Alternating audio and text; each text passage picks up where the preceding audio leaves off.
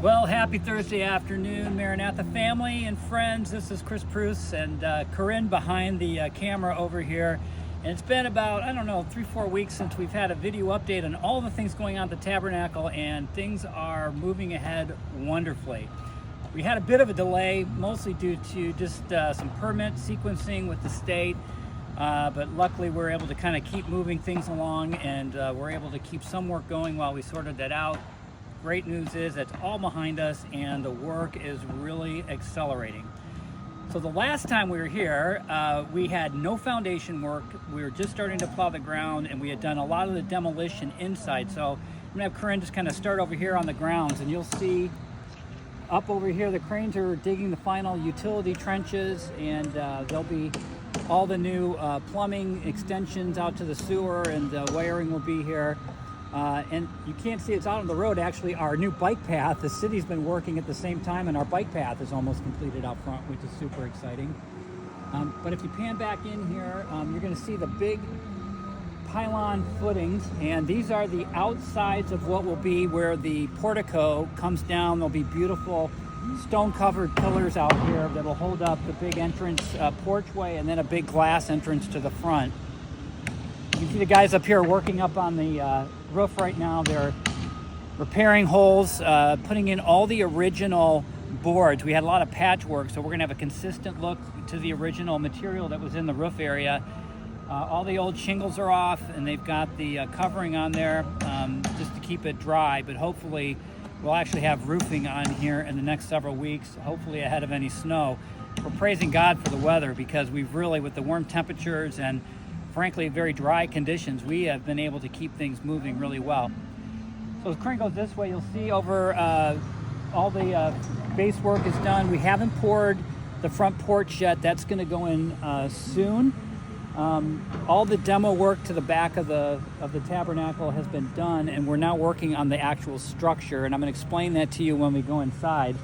The last little holdup we're waiting on is that transformer box back there. It can only be moved by the utility company, and we're on their time frame, which is sometime between now and the end of the month. So pray that our good friends over at Consumers will get us moved over there so that we can get the side foundation for the extension that's going to be there in place. And so that's going to be where all the new bathrooms will be over there. So Corinne, let's cut here. We'll walk inside and we'll show you what's going on inside the building. So now we're inside, and all of the demo work, as we had shown last time, has been done, but now we're actually working on the structure. And so what did we find out when everything came out? Well, this building is all of 100 years old and looked it, and structurally we had some big issues that we had to address that were not in the original specifications or plan, and most of that had to do with the foundation and what's supporting the top of the building here and these rafters overhead. And we've had to make an alteration to the plan, which is actually going to be, in the end, a really nice enhancement to how the aesthetics will be in here when we're done, because we're going to be able to keep a lot more of the original lumber look that's in the rafters by adding some more steel, which wasn't the original plan, but we're pretty happy with where we are. So Corinne will kind of look up at the top here, but as we go up into the upper rafters, you can see these scaffoldings are holding up now the roof, and we've cut out the base pillars, and down below that you'll see some footings have been cut. That's where one of the steel bases on the center part of the building are going to go in and come all the way across, and they're going to hold up all this beautiful original scaffolding work, the roof supports here. That originally was going to be a lot more additional sort of engineered lumber that we were going to put in there, but now we don't need to since we're going to the steel. So center pillars, as we said before, those are coming out and will eventually be removed. And that steel is going to go all the way across the side, and you can see the other hole over there. So this mid support is going to let us keep all the original look up here without having to add a lot of additional, let's call it non-native lumber.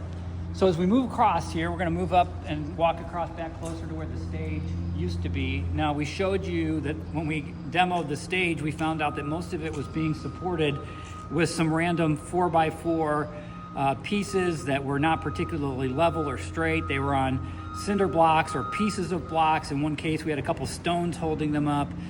There was a lot of dry rot, a lot of instability under there that just frankly, it wasn't safe and it wasn't savable. So all of that stage area has been demoed out and will have to be reconstructed. We mentioned we saved a lot of the parquet flooring that was on top of the original stage, and we'll reinstall a good bit of that when things come back together. The other thing you're going to see is this big support that goes across the back here, and you didn't see that so clearly when you were in here worshiping because there was a lot of paneling up there, but you can see just how low that hangs. That's all coming out and will be a steel support across the top. Another interesting issue is through the years, obviously this was sort of post construction engineering to shore up the building through time, and there's actually an over 13 inch sag in the middle of the roof. But all that's going to be lifted up, so the back end of this stage is going to be almost 12 and a half, 13 feet tall off of the base of the new stage. So the sight lines are going to be much better, and we'll keep again all this original lumber. And wherever you see all these patches up here with the plywood that went in, mostly when we had storms several years back, all that will be replaced with a lot of the original lumber, tongue and groove. We were able to scavenge a bunch of it when we took the front end of the building off, and we'll be able to have all of that blended back in and like it used to be originally. And then as we go back to the sides, the other thing, as we said before, is just you can just see how much compromise there is in the old structure. It's just very old, and in many cases rotted lumber, and we've got a lot of things that we're going to have to patch up, particularly on the back wall. So you can see all the old windows and things that were filled in through the years, a lot of mismatched lumber holding things up in the back. That block foundation back there is going to have to be reinforced. So it's probably one of those cases where keeping the original building for the history and the aesthetic is putting in a fair amount of additional work, but we think it's the right thing to do, and it's going to preserve a lot of the original structure that was here back in the day. And then as we go across the other side, you'll see the new support beams coming across, where those are going to be the openings for the new big roll-up garage doors. So that's that big header that's going across there. That'll be where the roll-up doors will be, so people out on the lawn will be able to look in and watch things with the doors open, and should be just a really cool indoor-outdoor experience for people. And again, all this woodwork on the back end will be patched up and replaced, and we're going to keep as much of the original look and feel as we can. Right now, timelines are looking solid. We've had a bit of a delay to get the coffee shop bookstore in place. We've rotated it so that it's going to have more of a front end northern exposure. So that took a little time to reset that with the city and the overall plan. But that should be done in time for the season. This building right now is on course that if everything goes to plan, roughly the end of April, part of May, we should have permits and be able to have the keys to the building. A lot of work going on right now with specifying, the support, like the AVs that we've just ordered, all the new chairs that will be in here to supplement what we have with some of the seating that will be outside with some of the old benches. We've got the green room stuff to put in here, furniture and different things. So all those orders are going on now. All of the electrical work has begun. We've got all the ground electric going in and getting all the hookups set. So just from here on out, it's going to be a pretty short distance to getting this place closed in and hopefully fully framed and enclosed here somewhere in the middle of December.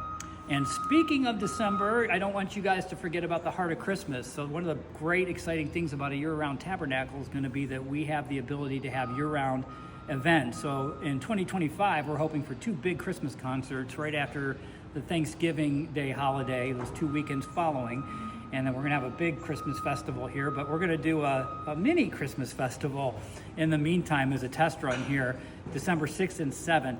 It's free to the public. It's going to be beautiful lighting of the campus. We're going to have games and s'mores, and more importantly, we're going to have the real story of Christmas on display here. 6 stations that people will walk around to be able to listen to the audio story all the way back to Isaiah and up through Luke. As we talk about the coming of our Lord and Savior, we're going to have a wonderful set of worship at 6:30 each evening. We're going to have a big presentation of the gospel, and hopefully a lot of people and a lot of joy. So pray for the heart of Christmas, and more importantly, if you are in town or you know people in town, we really hope to see you at that event. So we promise to keep you updated, so we'll get another one of these videos cut here several weeks from now. But in the meantime, let us know your thoughts and comments if you're watching this on social media. And always, we're open if you have questions or concerns that you want to raise, let us know. But we thank you for your partnership in the ministry, and we just hope you have an amazing holiday season as we head into the most wonderful time of year. God bless you guys. Take care.